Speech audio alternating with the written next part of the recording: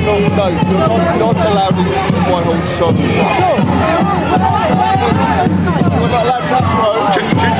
Check 1, 2. Check. Basically, what you've got is a restriction in place. Out of when? No, when? This is Can I go now? that way. Who gave these guys? Who gave these guys? This is what we're be honest with you, okay? It's black and white.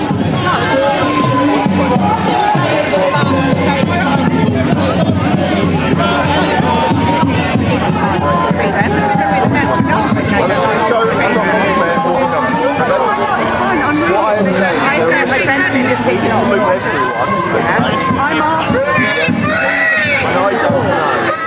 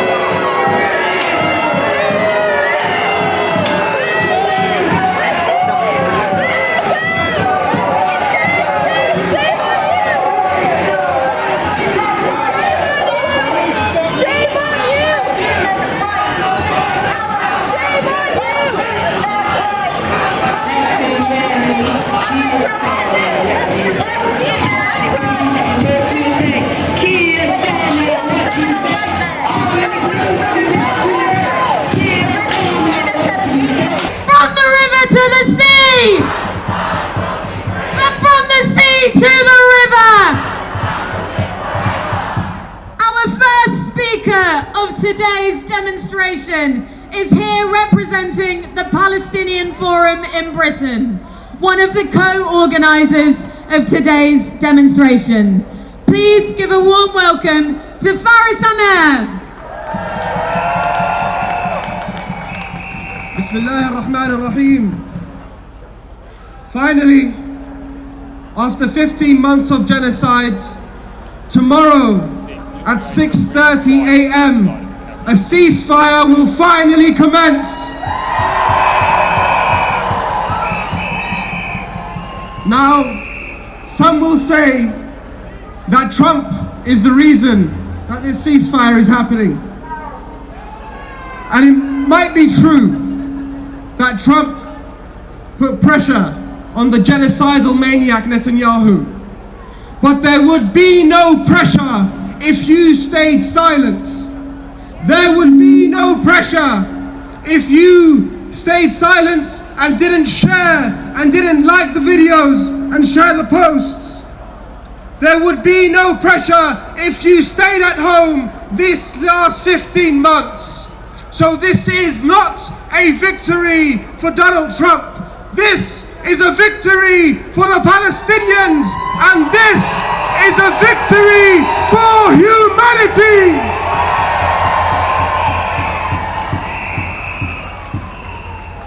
So we thank you from the bottom of our hearts for seeing the humanity in Palestinians. And tomorrow, God willing, if the ceasefire commences, we will be celebrating. So join us at 2 p.m. in Edgware Road with your flags, with your kafiyas, to join us in celebrating this great victory for Palestine and the movement. And whilst we celebrate, we must remember the martyrs. We must remember Haled Abdullah, who touched us with who touched our hearts when he called his granddaughter Ruh al-Ruh, or soul of my soul. We must remember Rifat al-Arir, whose words are more powerful than any F-35 fighter jet, than any bunker buster bomb. We must remember Hind Rajab and the thousands of other children whose only crime was to be born Palestinian. And we must remember the heroes of Gaza, the doctors and the nurses who refused to leave any patient behind, the journalists who would not stay silent under risk of being killed by the Zionist enemy. And we must remember the civil defense who dug with their bare hands the rubble in order to find the remains and the living. So we must use their memory to continue the struggle, because it's far from over. Are we going to stop? Are we going to stop? We will not stop until every last criminal with blood on their hands is behind bars. We will not stop until every institution, every media organization like the BBC that defended and promoted genocide is brought to justice. We will not stop until the genocidal ideology of Israel is history. So shout with all your might, shout with absolute certainty in our victory, from the river to the sea. Palestine will be free. From the river to the sea. Palestine will be free. Thank you. Free, free! Palestine! Free, free! Palestine! Free, free! Palestine! UK government, shame on you! UK government! Shame on you! UK government! Shame on you! Keir Starmer! Shame on you! Keir Starmer! speaker is the MP for Poplar Limehouse, Upana Begum. Please give her a warm welcome.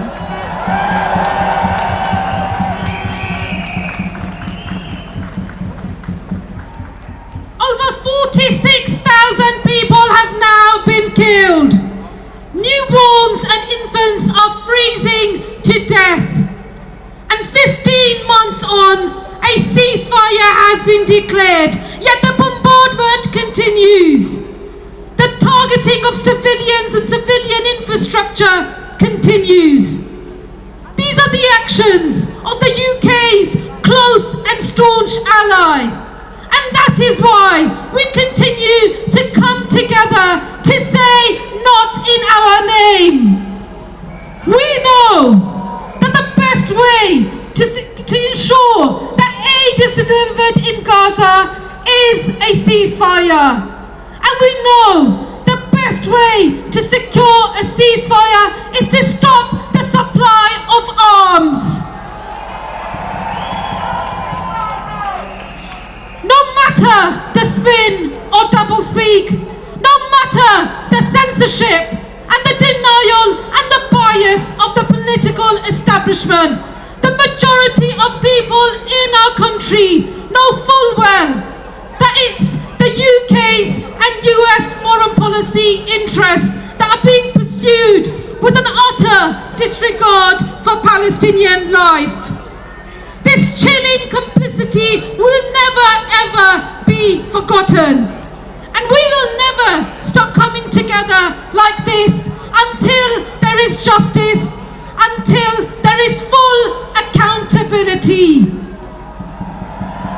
until there is an end to the siege of Gaza, until there is an end to the dispossession and oppression of the Palestinian people, and yes, until we have a free and independent Palestine. Free, free! Palestine! Free, free! Palestine! Let's keep coming together and raising our voices for the people of Palestine. Thank you in solidarity.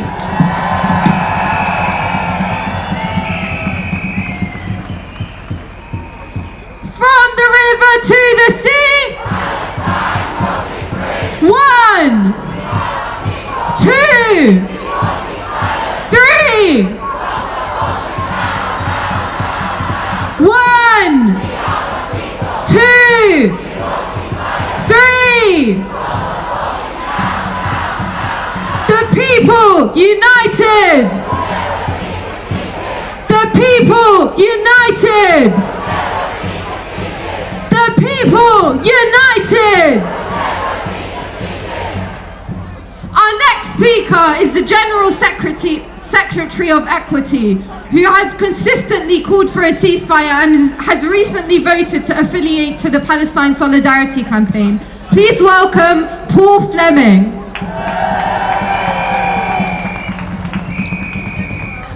Comrades, thank you so much for being here today on a demonstration and a rally that is perhaps more important than they've ever been before. Over the last 3 days, we've been asked many times, why are we still rallying and marching today? Over the last 3 months, Equity has been asked the question, why have we affiliated to the Palestine Solidarity Campaign? And the answer to those two questions are the same.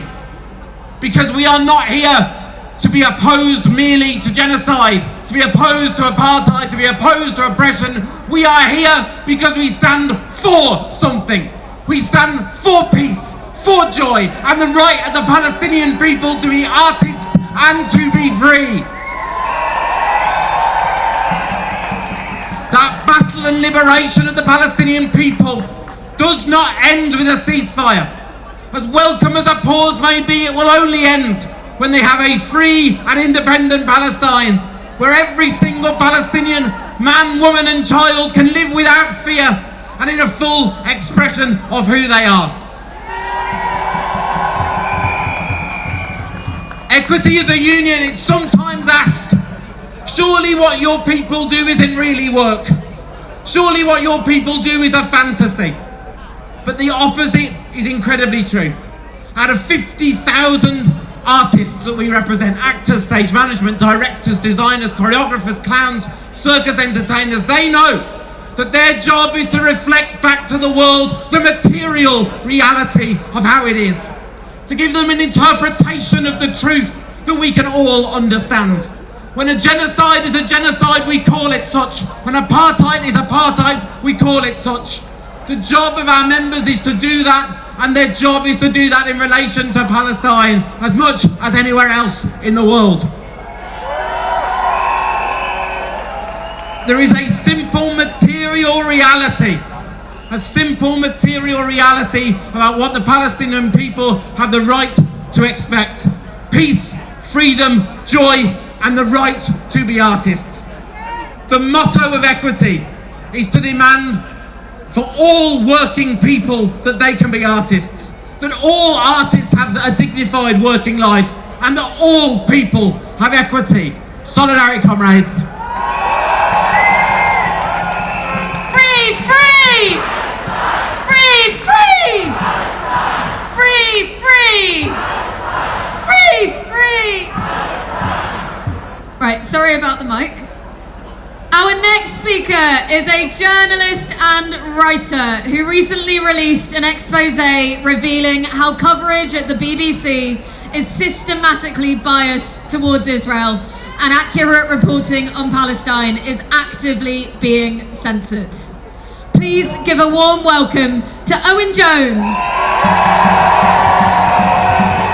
Friends, without the Western media, without its lies, its deflections, its airbrushing of the depraved truth, Israel's genocide in Gaza would not have been possible. For no crime in history, no crime, has been so confessed to by its perpetrators so unapologetically, so shamelessly, so proudly. From the very start, Israel's leaders, they declared that Gaza's civilians were human animals, that an entire nation out there was responsible. As the president of Israel declared, the essentials of life would be cut off, that Gaza would be reduced to a city of tents. They made clear over and over again they were going to wipe Gaza from the face of the earth and wage war against its people. There was no better predictor of what Israel would do to the Palestinian people than what they told the world they would do over and over and over again. And yet, with courageous exceptions, the Western media conspired to suppress Israel's genocidal intent while smearing the few with a platform who spoke out as dangerous, hateful extremists, turning the world upside down. That's what they did, and they are complicit in every death and every maiming. They did not even try to pretend that they believed Palestinian life had even the smallest fraction of the worth of an Israeli life or a Western life. They deferred to Israeli lies. They airbrushed atrocities. They stripped away all context and started the clock on the 7th of October. They erased Palestinian voices systematically. They muddied the waters. They made false equivalences. We could go on. Again, we must say it loudly. Without the Western media, this genocide would never have been possible. And look at what they normalized. The destruction of hospital, the slaughter of medics, the annihilation of civilian infrastructure, the mass butchery of children, the deliberate starvation of an entire people, the torture and rape of Palestinian hostages. But meanwhile, the journalists of Gaza, the lions of the world's press pack, the bravest journalists the world have ever seen, who've ever walked the face of this earth, they risk their lives every single day, knowing that every last day, every minute, every second could be their last, not just for them, but for their children and their families, often exterminated alongside them. And yet, in the biggest massacre of journalists in the history of our species, the vast majority of Western journalists couldn't even utter a sentence of solidarity with their colleagues as they were butchered. How dare they? Shame on them. Shame on them forever. And just finally, we must hold all of the guilty men and women to account. in our political elites and our media elites. There are no excuses, there is nowhere to hide. You cannot claim you did not know what was really happening in the first live stream genocide in history. We cannot let them get away with it. This crime is too extreme, too depraved, too shameless. If we do, it won't just be the ruin of the Palestinian people, but the ruin for human civilization as well. Free, free Palestine!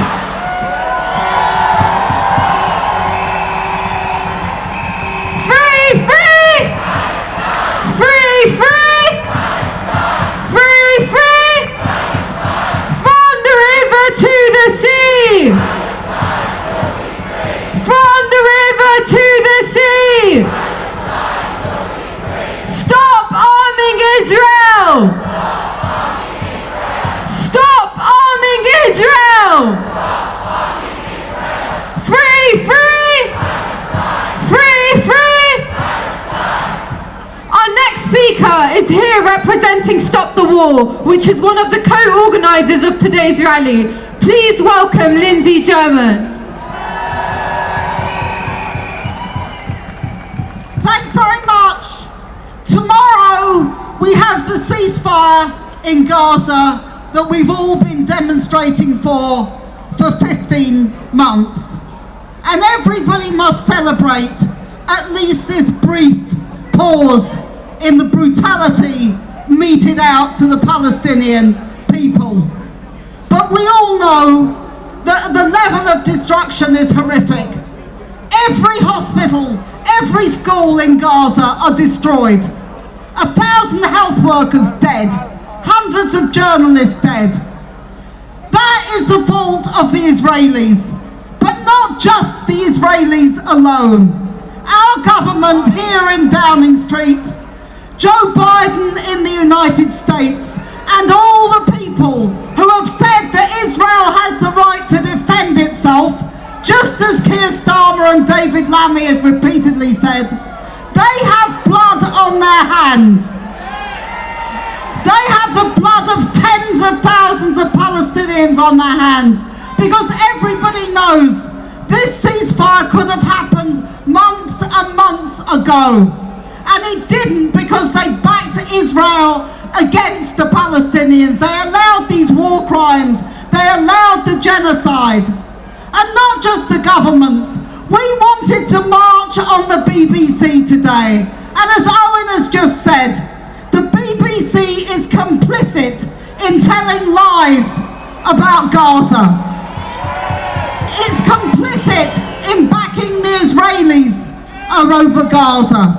It is the state broadcasting company. Wouldn't we think anywhere else in the world if we were told the state broadcasting company wouldn't allow a demonstration outside its headquarters and police were surrounding the headquarters to make sure that people like you and me aren't able to get there? We would say this is a dictatorship and it's not acceptable. And when it comes to the policing here today, it is absolutely shocking to see the level of repression that we have faced over our democratic right to march, our democratic right to protest. We have been told that we're hate marches. We have been told we don't have the right to march. We have been told we cannot go to the BBC. This is a denial of our democratic rights. And I want to make it clear here and now, we are not going to stop demonstrating. The ceasefire is only the beginning of justice for the Palestinians. It's only the beginning of what is required. We will keep demonstrating. We will keep protesting. We will hold Starmer and Lammy to account. And Donald Trump is in the White House on Monday, and he needn't think that he's going to get a free pass either. Solidarity with everybody. Down with the imperialists, down with what Israel is doing, and let's fight for justice for the Palestinians.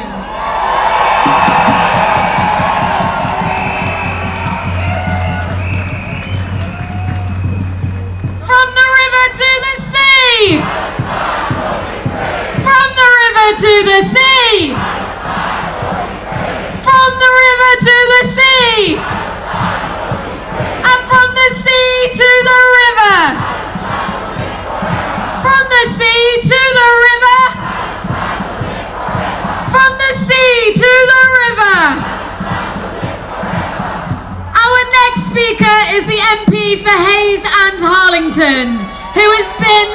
fighting in Parliament to defend our right to protest this week. Please give a warm welcome to John McDonnell MP.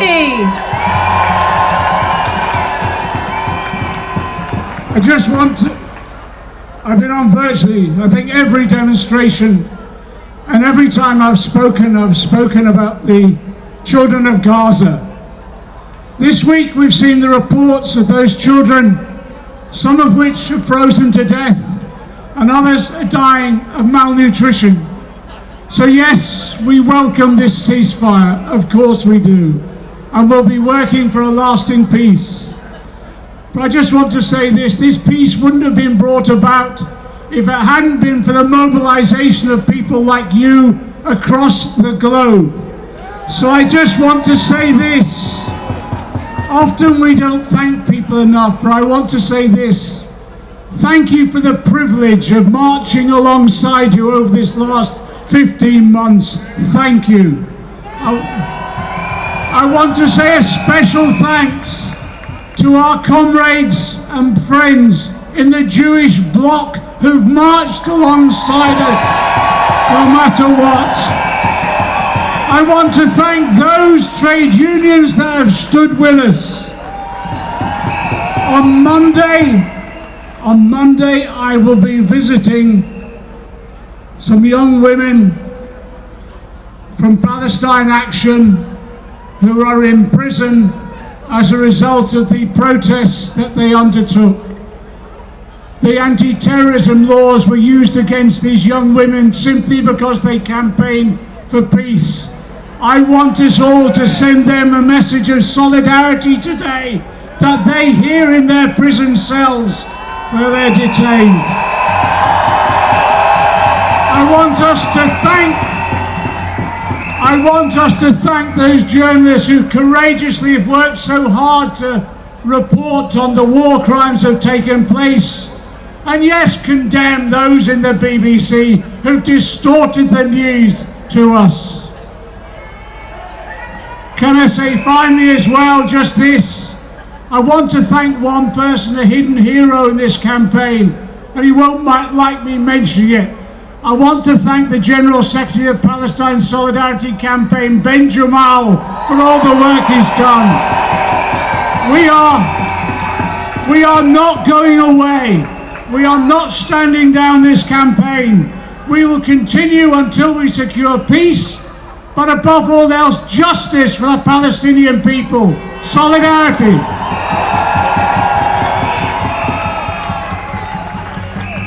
In our thousands, in our millions. In our thousands, in our millions. Free, free. Free, free. From the river to the sea. From the river to the sea. Our next speaker is here representing Friends of Al-Aqsa, one of the co-organisers of today's rally. Please give a warm welcome to Dr. Ismael Patel. Assalamu alaikum.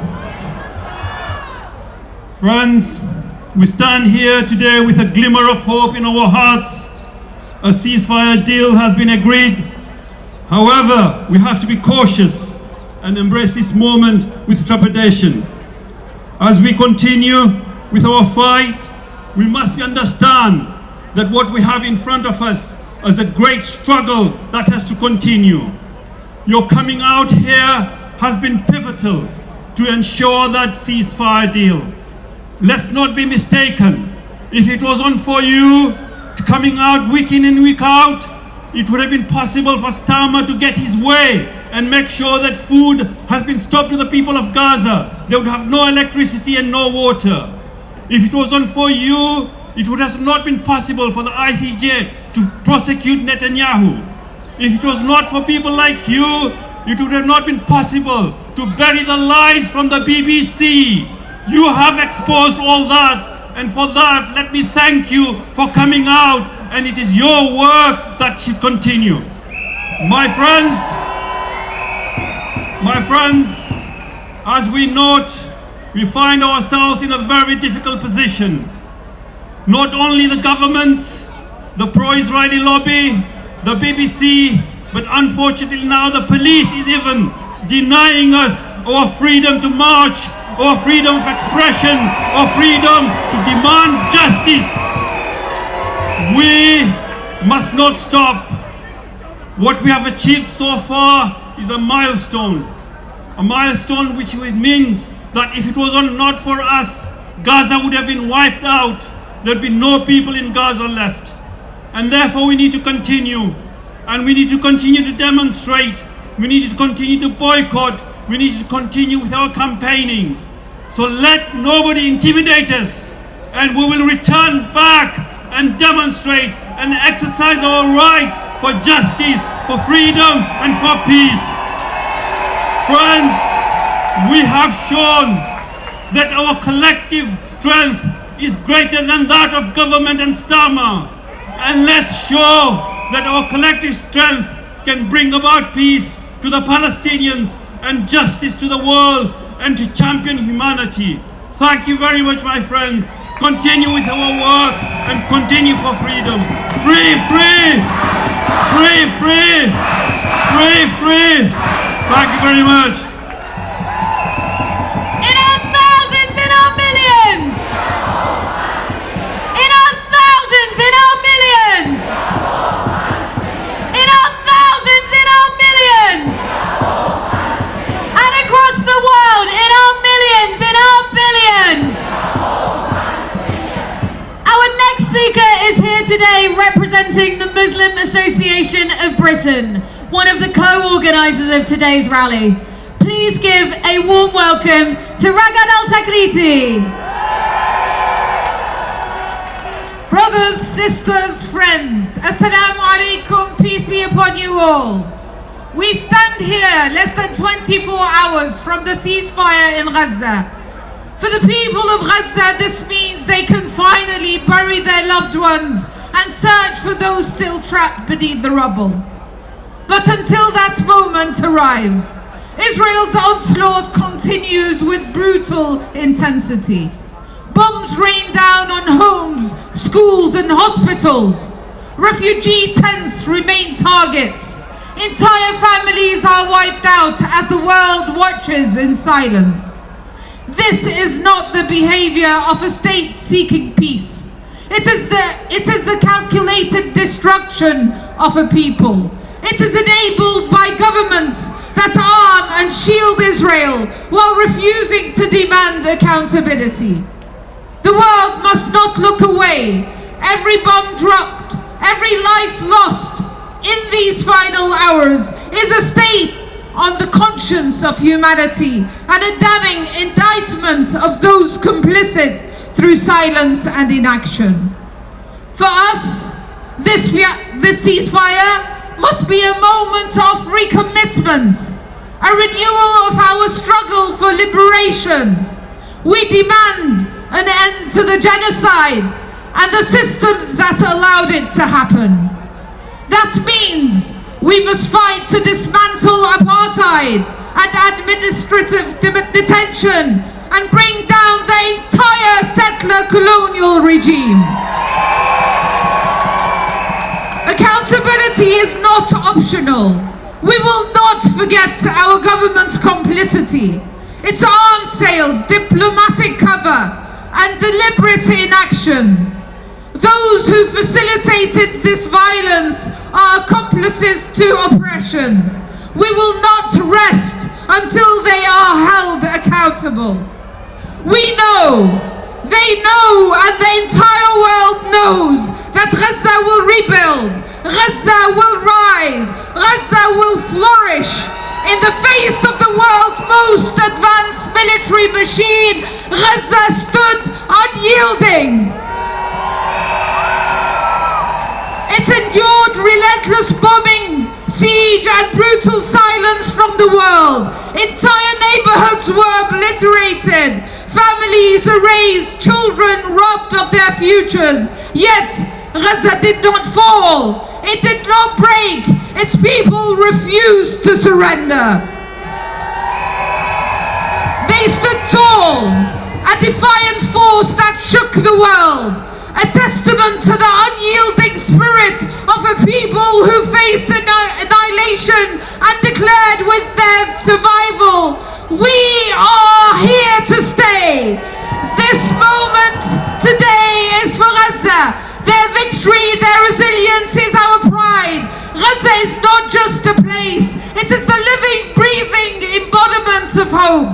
The moment is also for us, for our movement. It was not governments but the power of the people that forced the world to listen.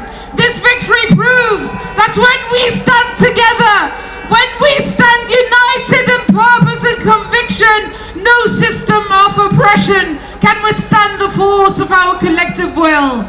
They had hoped that we will tire, that we will crumble under their attacks, that when even the highest levels of government attempted to stop us, our movement continued to go from strength to strength.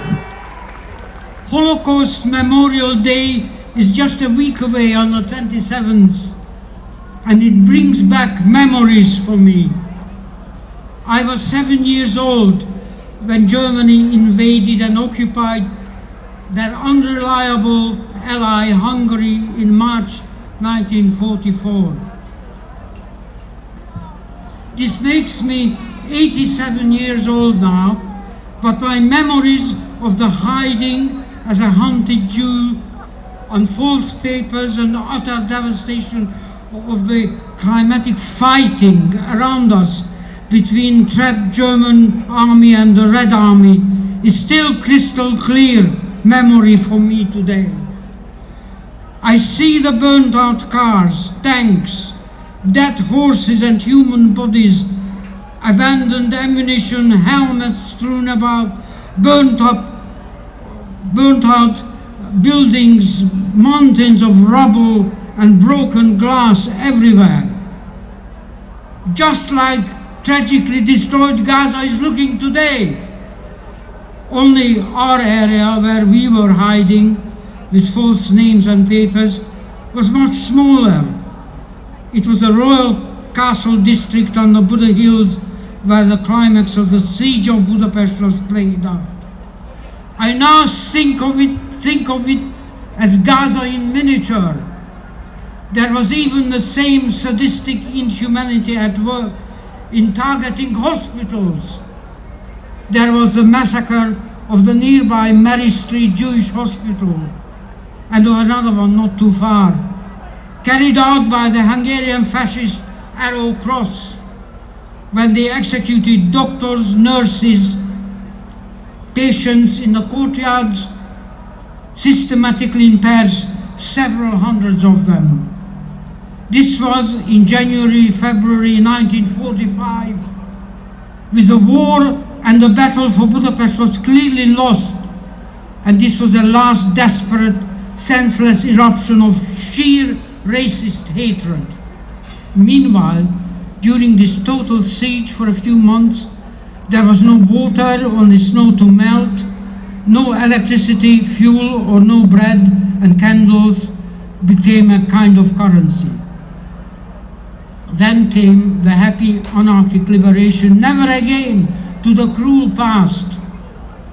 We Jews in hiding, who had to relocate repeatedly at night under fire into the next supposedly safe destination, were as a hunted people, lucky survivors, repeating, never again in our names, never again the humiliations, the wearing of yellow stars, the hiding, the pain of divided families, the fear of arbitrary arrests, the loss of right to even board a train. But soon there were no trains to board. Like in Gaza, no trains, no roads. Lucky if you can find and pull a handcart with a few of your saved belongings on it. And divided families. I still recall my mother's sad expression telling me about my father's deportations to Belsen before Christmas 1944. But on the next day we were lucky dinner guests of the trapped German army, with their swastika flag still the main decor, as they were deceived into believing we were all Aryan war orphan kids. Then the agony of not having any news of father until well into 45, when he showed up unexpectedly. How many divided, cruelly decimated, or totally wiped out families do we see on our screen or hear about in Gaza to this day? I was lucky to be so young then. I didn't know yet what real fear was. But I remember the agony of all my adult relations all around me. And when I watched the images of Gaza's infinitely more complete and extensively drawn out destruction and agony, it all comes back to me, and like all of us, finding it unbearable, inexcusable, and incomprehensible. Not only is this fascistic, even at times sadistic, dehumanization is being played out in front of our eyes, but it is being justified by the Zionists and the apartheid state of Israel by reference to the World War II Holocaust suffering as a cover. This is a desecration of the memory of the victims of the Holocaust, and I feel it on my skin. 15 members of my family died in it.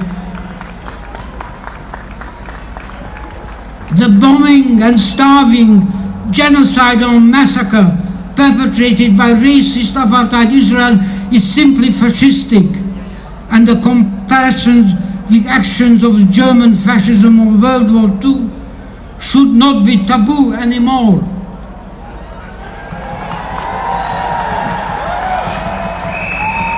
The news of the ceasefire in the offing must be great relief for the long-suffering Palestinian people. But we, and mostly they, desperately need a permanent ceasefire.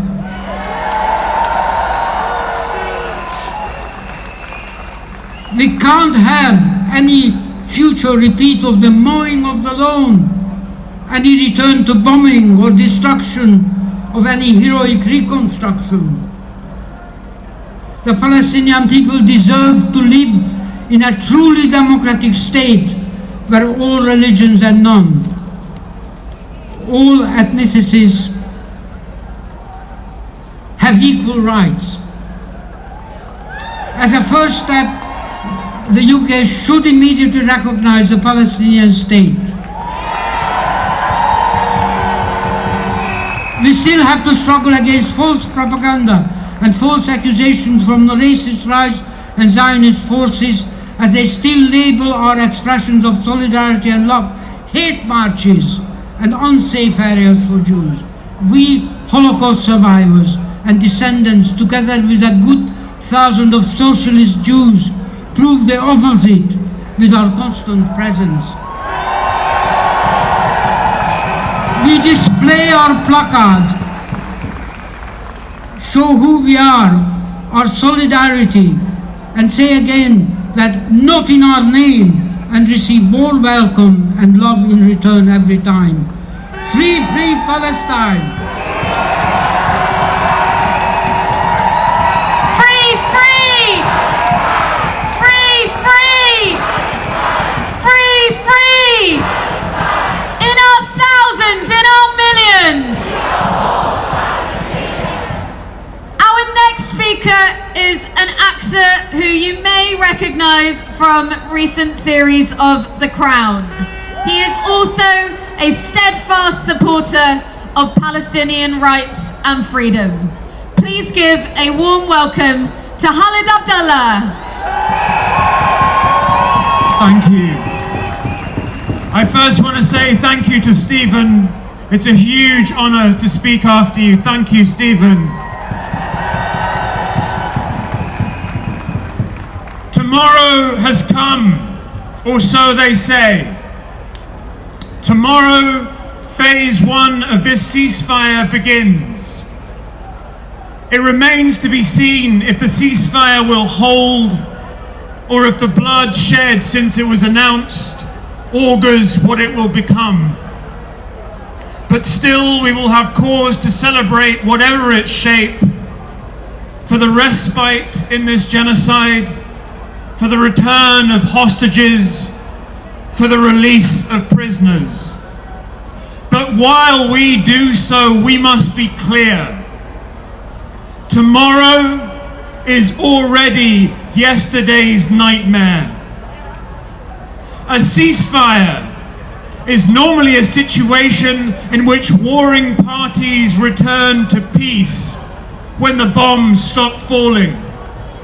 But for Palestinians, at best, this ceasefire is a continuation of occupation and apartheid. It is a continuation of the world in which, if you were in the West Bank now, leaving this demonstration, every one of you would return home passing through a checkpoint, by an illegal settlement, or a wall that encircled you. It is a world in which, if you were in Hebron, your journey from here to Trafalgar Square would have you pass through metal gates with AI guns, through streets blocked by walls and then segregated by whether or not you are Palestinian.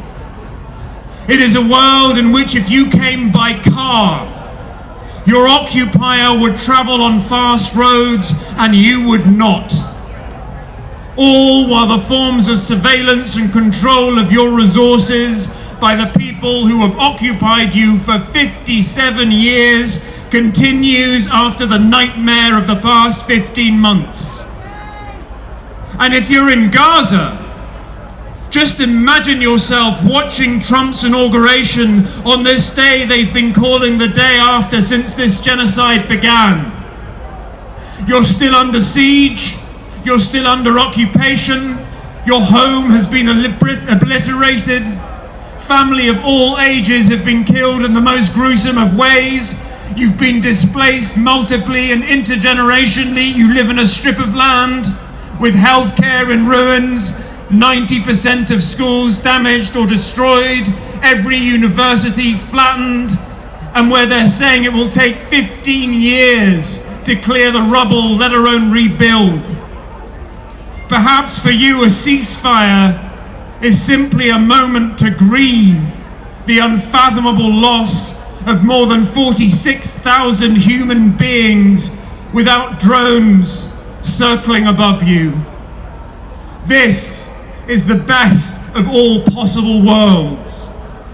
And if you're a child in Gaza, a child who has survived, and the world of this genocide is your tomorrow, now just for a moment, imagine that child looking at you. Because we are not in the West Bank or Gaza, we are not in Palestine, we are here. We are the people who have been marching and finding ways to show our solidarity for 15 months now. And perhaps now is a moment in which we can thank all the organisers in this coalition who have worked tirelessly despite all the intimidation, lighting a torch across the world. Because time and again, we have shown that our marches are love marches, not hate marches. They are spaces for the joy that comes with fighting for freedom alongside grief and rage and holding what that takes in your soul. So let us dream that tomorrow and the day after the ceasefire holds, we know that this is the moment the work begins. Together, we have achieved a shift in global consciousness. Now is the time to consolidate it and to do the work for it to expand with stamina, because we cannot be here again. Which is to say, my final words are for those who have not been on these marches and who have remained locked behind forms of silence. but who see this genocide for what it is. I urge you to recognize your power. It is not just that silence is complicity. I don't want to blame you for what everyone here knows is hard. But in your silence is an abdication of your power to those who abuse it and turn it into a killing machine. We are here holding the space for a better future for everyone. We need your voice too. Join us to seize the future from the arms of murderers and war criminals so it may bend towards justice. A free Palestine is a freer you. Free, free Palestine! Thank you.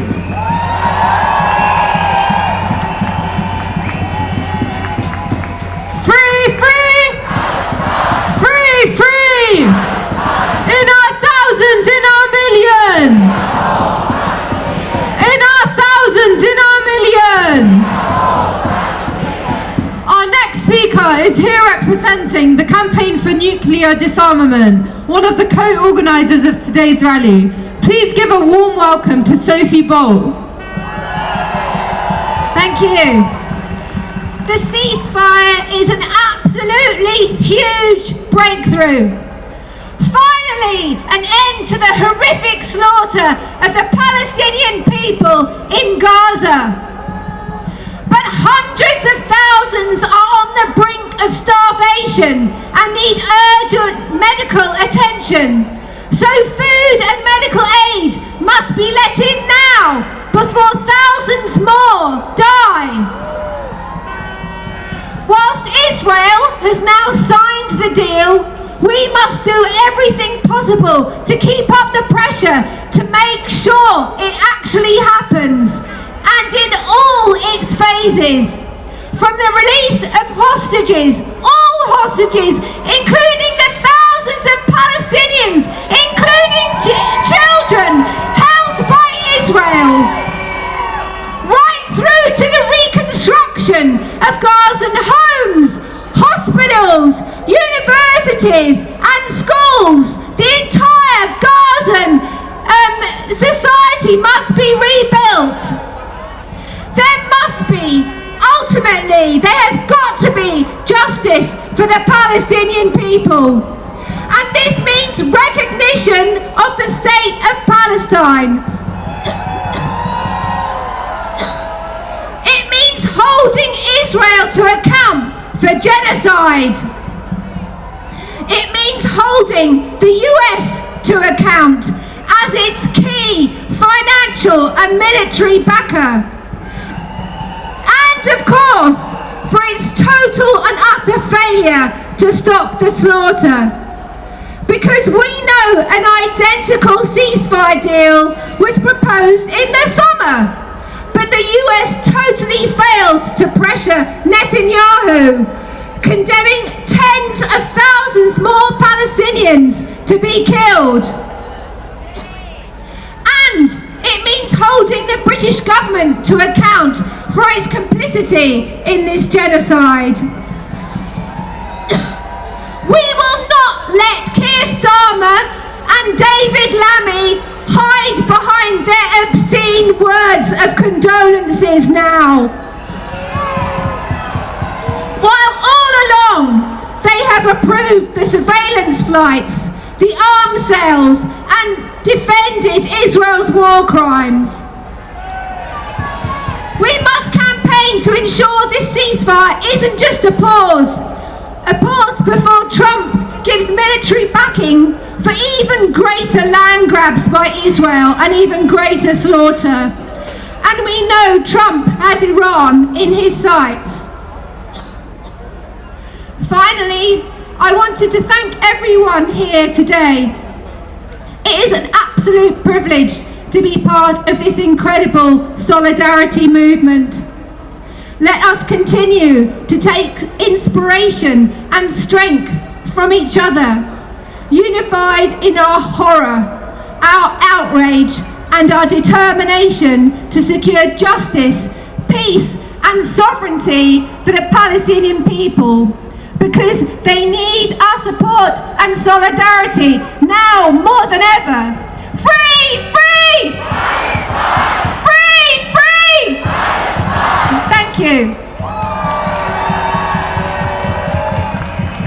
Free! Free!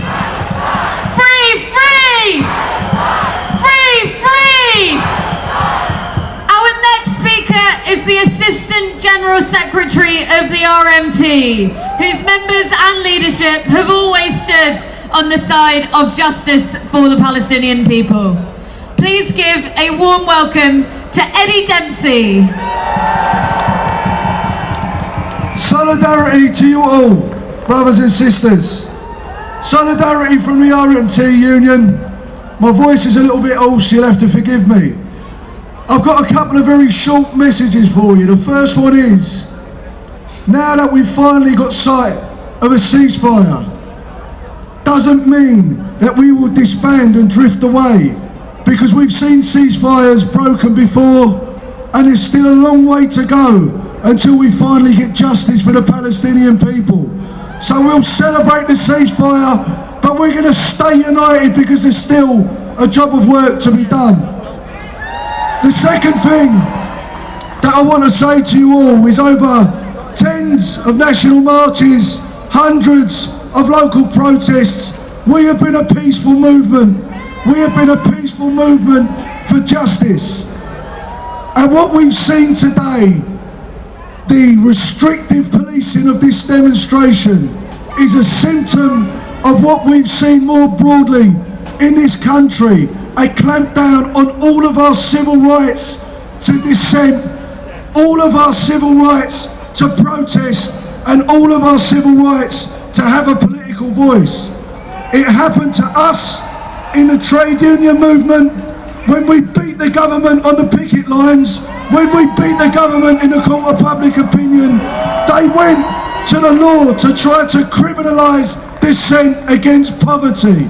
And the policing that we're seeing at the moment is trying to criminalise dissent against injustice.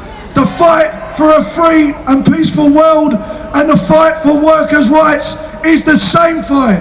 That is why the RMT is with you, and that is why we must stick together. And finally, I will say this, that in the coming months and even years, there is going to be an even greater push to divide us in this country, as we have seen, to divide us on racial grounds, religious grounds and other grounds. We have got to be a movement of unity. Solidarity is a weapon. It is the strongest weapon and the one that they fear the most. And that is why we have got to be united in demanding good wages, good housing, good education, and a world that lives in peace and justice for the Palestinians. So solidarity to you all. Let's keep together and keep fighting. Love ya.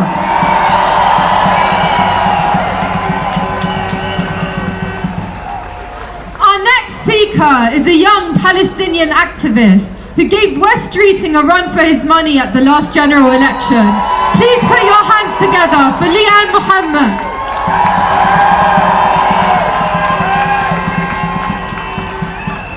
Free, free! Free, free!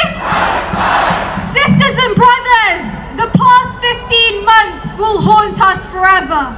Yet despite their relentless attempts to erase us and to extinguish our existence, they have failed, and we are still here. Gaza is the soul of our soul, and we will rebuild it stronger and more beautiful than ever before. But let me remind you, the Palestinian tragedy does not end when the bombs stop falling. It ends when we are free. It has been 470 days of televised murder, yet the screams, the tears, the images of maimed children, weeping mothers, helpless fathers and traumatized youth have not moved Western politicians as they congratulate themselves on a job well done.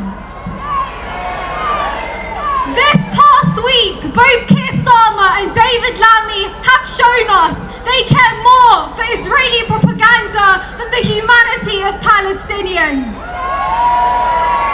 For Starmer, only Israeli mothers feel pain. He talked of Israelis being massacred and brutally murdered, yet Palestinians had merely lost their lives. Such is the disdain they feel for the lives of an inconvenient people. Lammy, the repulsive foreign secretary who came to office talking of progressive realism, pursuing progressive goals through realist means, has done his best to avert the world's attention from this genocide. This Labour government has given Israel diplomatic cover and supplied them with a menu of arms, yet Lammy has the temerity to mention the name of the beautiful Hind Rajab through his disgusting mouth. Damn you, Lammy, and damn Labour! Never vote for those complicit in this bloodthirsty rampage. President Biden now admits he knew all along that Israel was carpet bombing the Palestinian population. All of this carnage to maintain its settler colonial project. Sisters and brothers, this is just the start. History did not begin 15 months ago, and it will not end with a ceasefire. A ceasefire was never enough. You cannot walk away from this struggle. What we have built here has to burn in our hearts and move us to action until we breathe our last breath.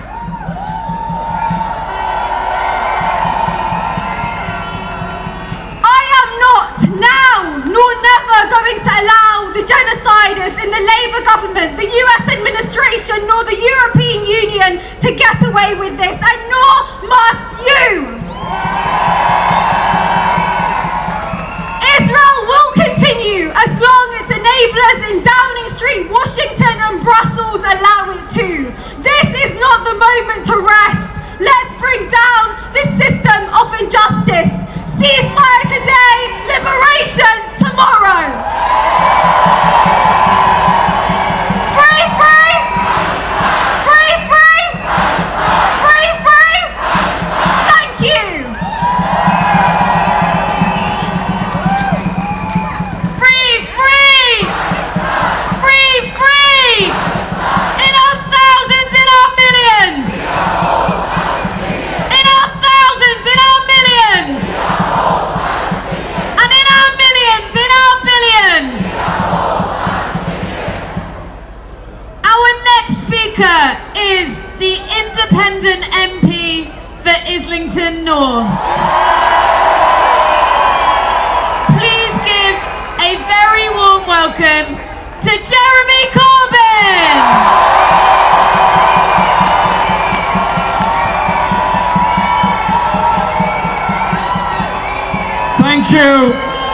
Thank you, and what a pleasure it is to follow Leah and the marvellous speech and message that she gives and the inspiration she is on behalf of so many Palestinian people all over the world.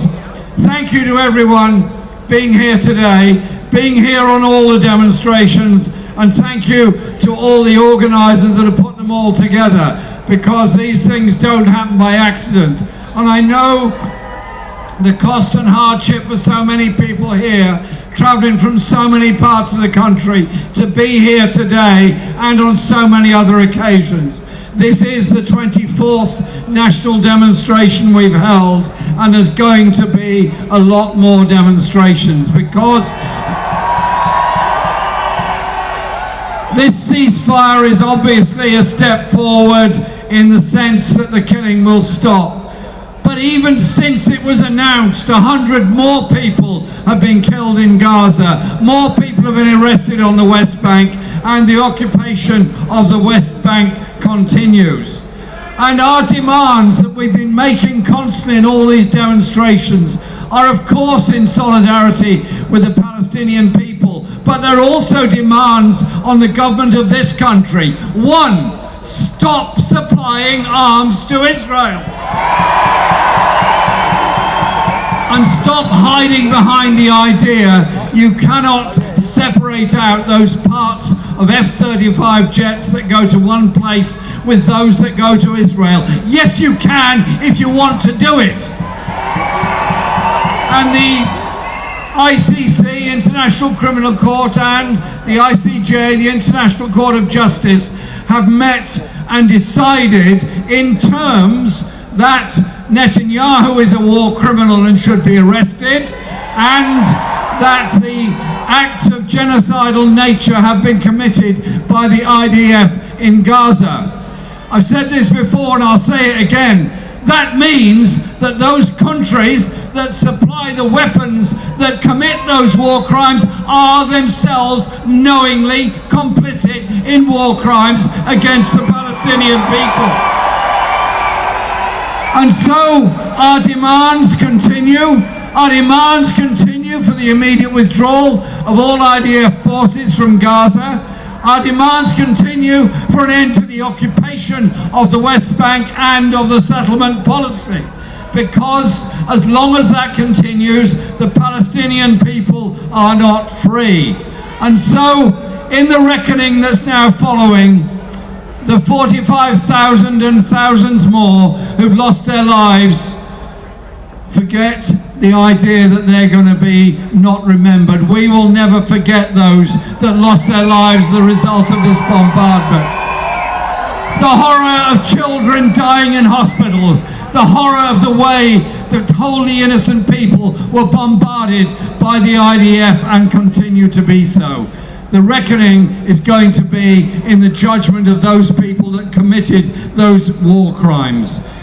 They have failed, however, in their objective of permanently occupying Gaza. They failed in their objective of setting up more settlements in Gaza. And so it is the global movement of solidarity with the Palestinian people that have got us thus far. But please don't think this is the end of the story. This is but a staging post in that long story of the need for Palestinian people to be able to live in peace and in freedom. I want to conclude with a very short message, a poem by Ghassan Kanafani. These writers that can somehow or other, in the midst of all the horrors, send a beautiful message of dream and hope. And I read it briefly to you. I wish children didn't die. I wish they would be temporarily elevated to the skies until the war ends. Then they would return home safe. And when their parents asked them, "Where were you?" they'd say, "We were playing with the clouds." For the children of Gaza, for the people of Palestine, solidarity forever.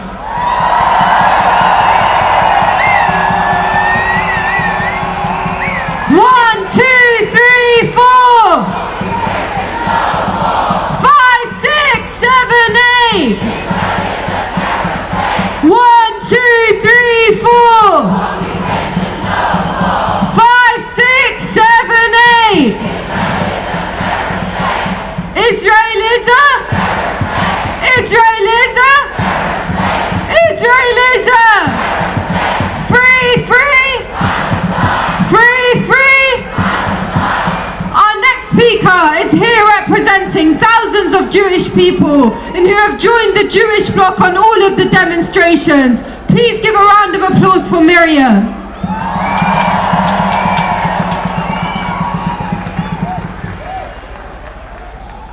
It is now day 470 of the Palestinian genocide, with a ceasefire called for tomorrow.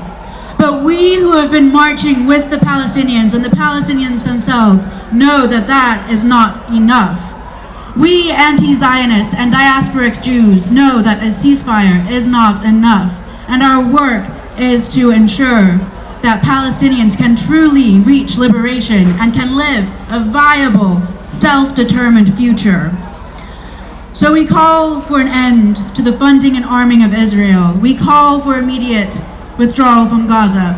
and stopping the settlers in the West Bank, and we call for the support of the BDS movement. As long as there have been Zionists, there have been anti-Zionists, and we have been calling since the creation that Israel does not speak for all Jews. We know that Israel is built on the oppression of Palestinians and the lies of false security that prey on Jewish intergenerational trauma.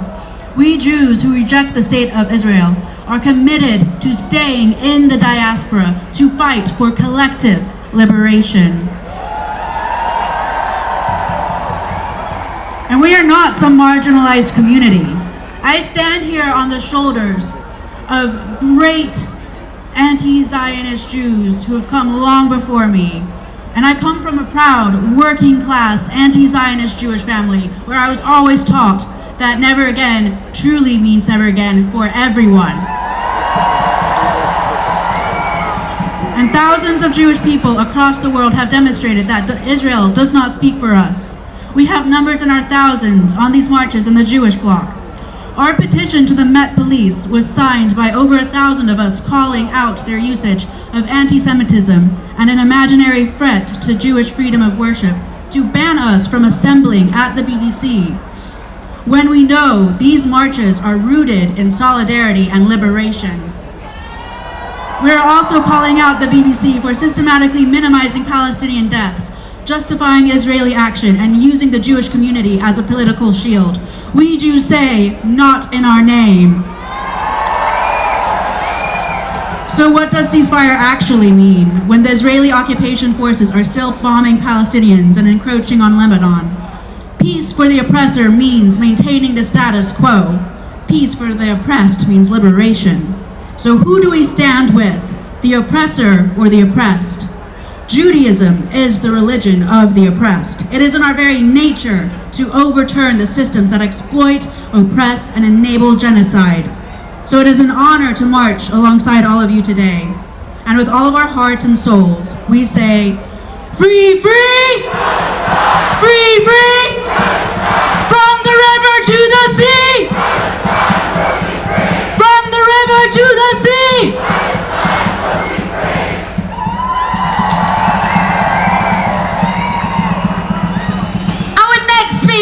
Is the deputy leader of the Green Party, which is the first political party in England and Wales to recognise Israel's conduct as apartheid and genocide.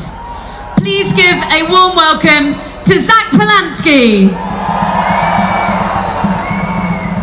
Friends, let us hear what a movement sounds like that is here for environmental, social, racial, economic, and international justice. We are here to stand together, noting our differences, but we are here as a coalition to say when we stand together, we are more powerful, and we will not stop until we see justice. We are not just here to mourn for the devastating lives and destruction that has been lost through this genocide, but we are here to stand for justice, to stand for freedom, and to say no to occupation. How has the world turned its back on Palestine?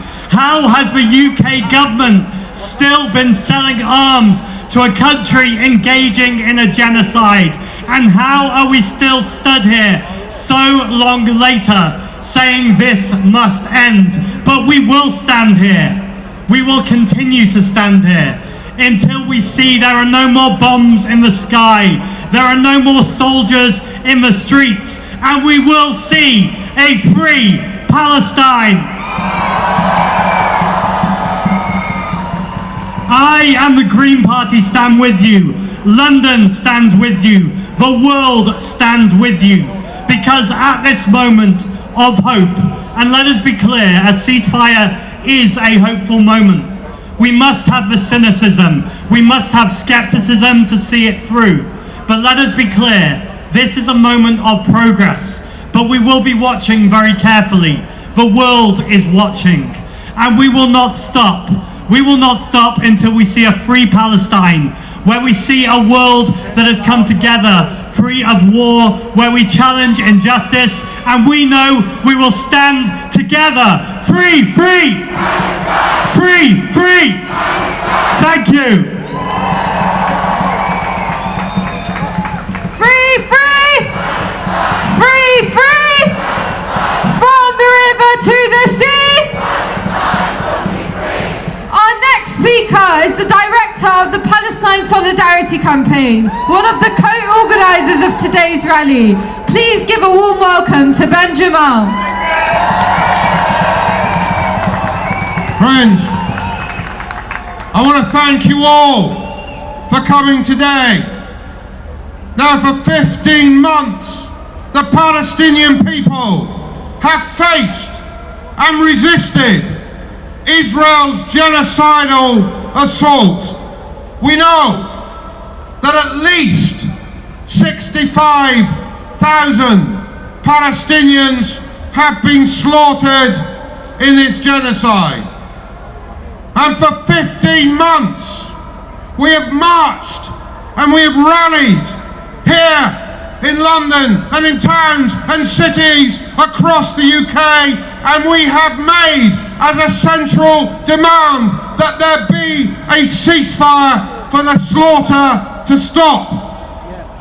So today we come here with one strong feeling and emotion, immense relief that we may finally have a ceasefire agreement that, if implemented, promises to stop this immediate, catastrophic wave of killing of Palestinians. Let me share with you a message from a comrade in Gaza that many of you would have seen posted on social media. He wrote, "As soon as this ceasefire is implemented, I will go and search for my son's corpses under the rubble. With my bare hands I will find them, and I will make a proper grave for my beloved children." So today, as we fight our own battles here in the UK and against police repression, we remember why we are here.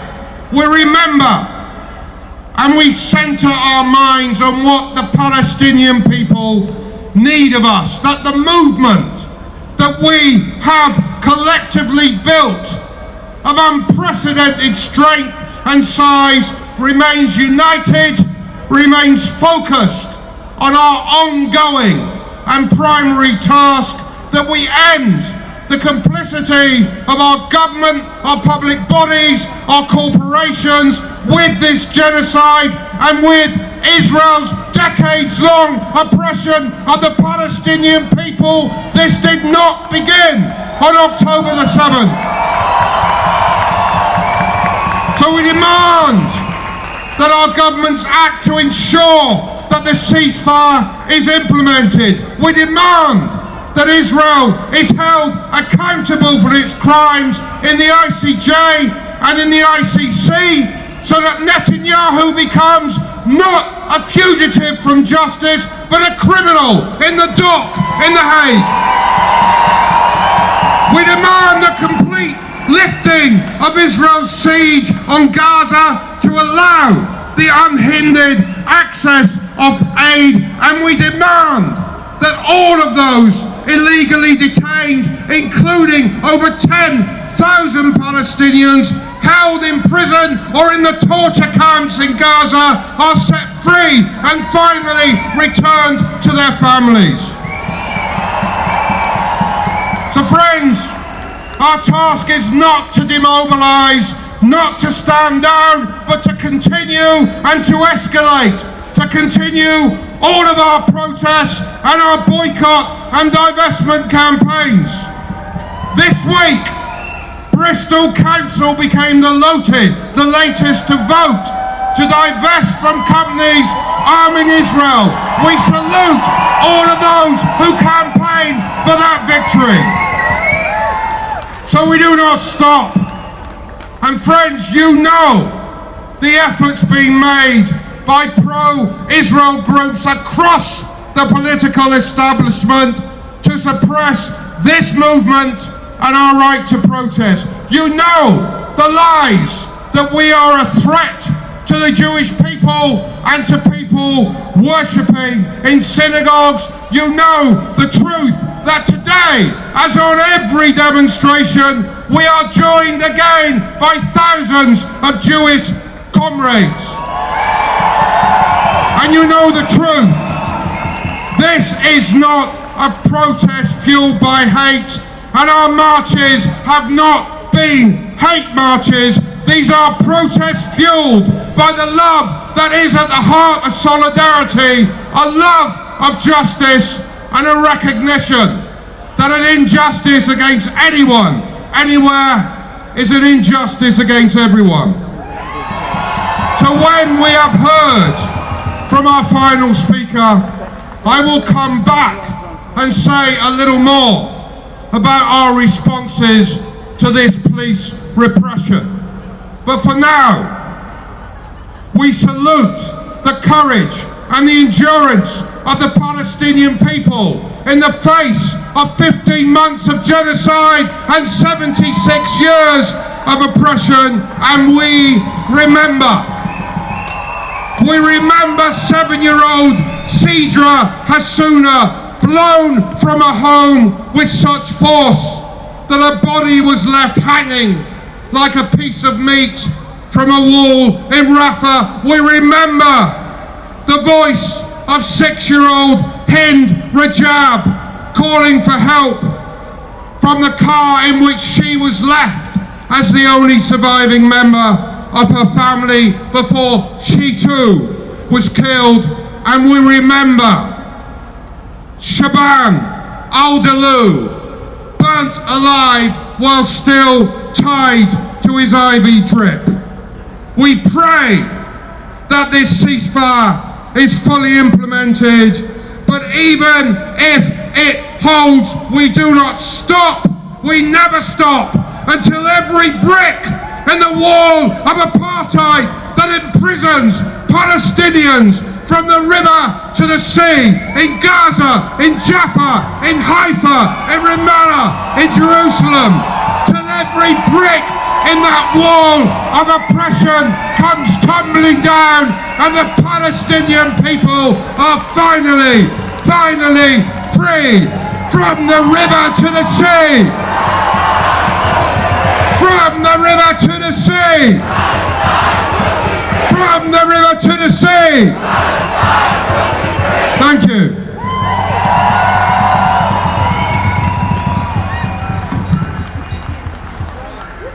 The actors Haled Abdullah and Juliet Stevenson will now join us on stage to read 2 poems.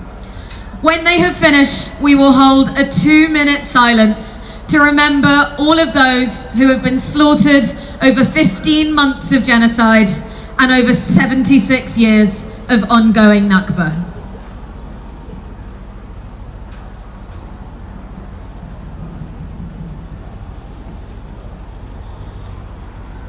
The poem is called O Rascal Children of Gaza by Khaled Juma, Palestinian poet. O rascal children of Gaza, you who constantly disturbed me with your screams under my window, you who filled every morning with rush and chaos, you who broke my vase and stole the lonely flower from my balcony. Come back and scream all you want and break all the vases, steal all the flowers. Come back. Just come back.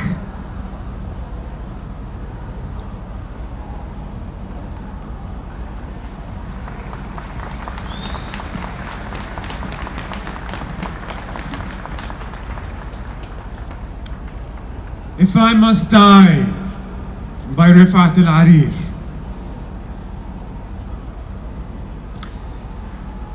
if I must die, you must live.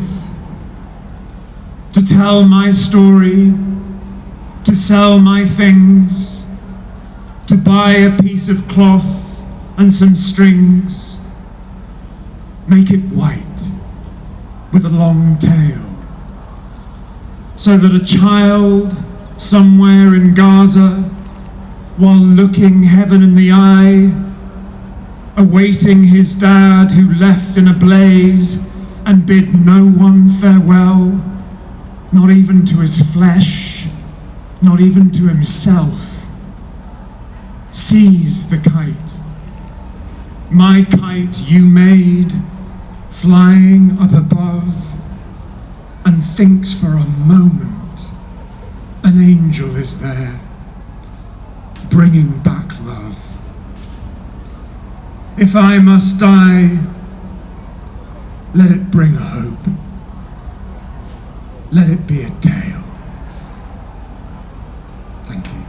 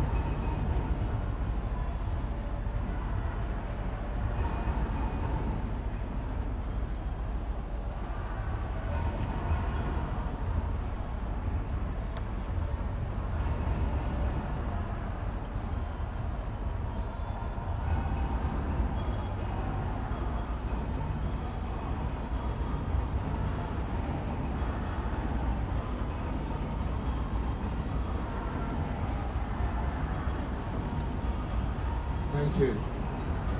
Friends, you all know the extremes that the police and the political establishment have gone to suppress our right to protest and our right to march. This week, the police tried to impose upon us a route for a march which had been approved by the Board of Deputies of British Jews. We, the Palestine Solidarity Movement, decide where we protest, not the Board of Deputies, not the Chief Rabbi, not the Community Security Trust, not any Zionist group that has supported Israel's genocide and its 76 years of apartheid. Our intention today was to march to the BBC. We wanted to do so because of its complicity through the bias of its reporting, a bias confirmed in a recent investigation by Owen Jones. So today, as we end this rally, a delegation comprising all of the leaders of the 6 organisations that united have organised the marches and protests for the last 15 months. the PSC, which I represent, the Palestinian Forum in Britain, the Campaign Against Nuclear Disarmament, the Muslim Association of Britain, Friends of Al-Aqsa, and the Stop the War Coalition. The leaders of each of these groups and our speakers today, who you see lined up behind me, and members of the Jewish bloc, will now walk as a delegation towards the BBC. We will carry with us flowers that we intend to lay at the gates of the BBC to protest at their failure to report the truth of genocide and to mark the cost in Palestinian lives of that failure. Now friends, for 15 months we have marched calling for a ceasefire, and for 15 months our political opponents have opposed a ceasefire, tried and failed to demonize our marches, and supported Israel's genocide. Now, when a ceasefire is about to be called, they want to distract attention from their shame by creating scenes of disorder on the streets. We will not give them that victory. So we will walk peacefully. We will walk in silence.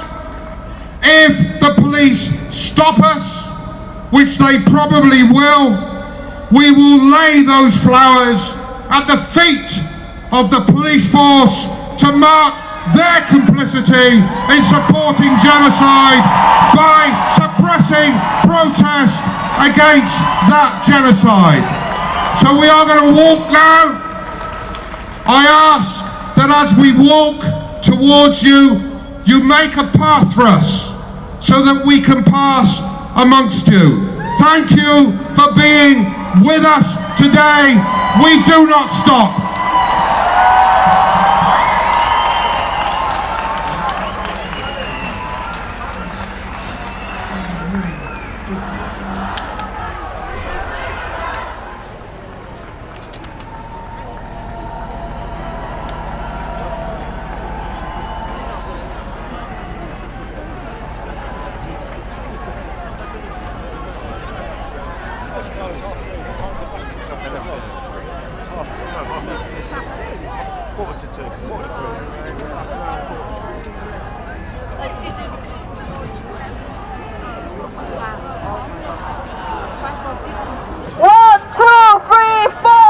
Occupation no more. 1, 2, 3, 4. Occupation no more. 5, 6, 7, 8. Israel is a terrorist state. 5, 6, 7, 8. Israel is a terrorist state. 5, 6, 7, 8. Israel is a terrorist state.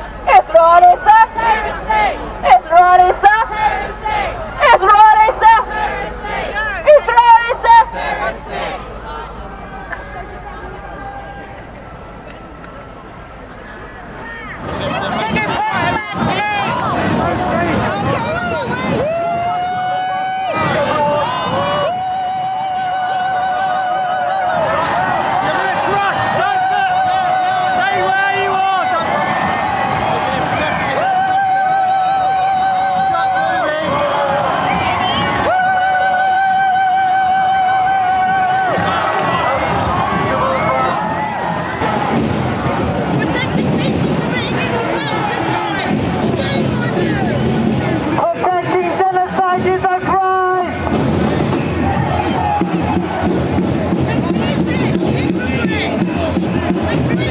genocide.